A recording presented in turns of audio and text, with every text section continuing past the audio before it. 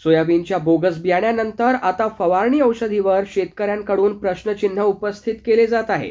तिवसा तालुक्यातील सातरगाव शेतमौजातील शेतकऱ्याने आपल्या 10 एकरातील सोयाबीन पिकावर कीटकनाशक औषधींची 8 दिवसांपूर्वी फवारणी केली। फवारणी करताच संपूर्ण 10 एकरातील सोयाबीन करपून गेल्याचा प्रकार उघडकीस आला असून यामुळे शेतकऱ्याचे लाखो रुपयांचे नुकसान झाले आहे। मनोज पुनसे असे शेतकऱ्याचे नाव आहे। तालुक्यासह जिल्ह्यात यावर्षी खरीप हंगामात शेतकऱ्यांना मोठ्या प्रमाणात उगमशक्ती कमी असलेल्या बोगस बियाण्यांचा मोठा फटका बसला। त्यामुळे शेतकऱ्यांकडून नुकसान भरपाई व कंपनी विरुद्ध कारवाई करण्याची मागणी करण्यात आली। तर आता बोगस फवारणी औषधीचा प्रकार पुढे येत असून फवारणी करताच सोयाबीन करपून गेल्याचा आरोप शेतकऱ्यांकडून केला जात आहे। सातरगाव येथील शेतकरी मनोज पुनसे यांनी 10 एकरात सोयाबीन तूर या पिकांची पेरणी 22 जून रोजी केली।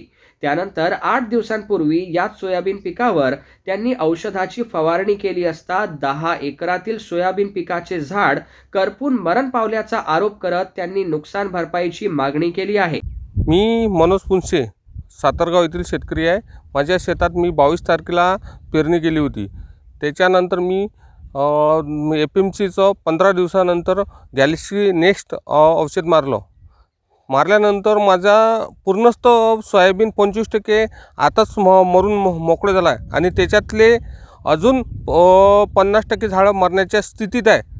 तरी तुम्ही ह्या सोयाबीनच्या माझ्या तक्रारीनुसार लवकरात लवकर कारवाई करावी, अन्यथा मी आमरण उपोषण किंवा आत्महत्या करण्याशिवाय माझ्याकडे दुसरा कोणताच पर्याय नाही।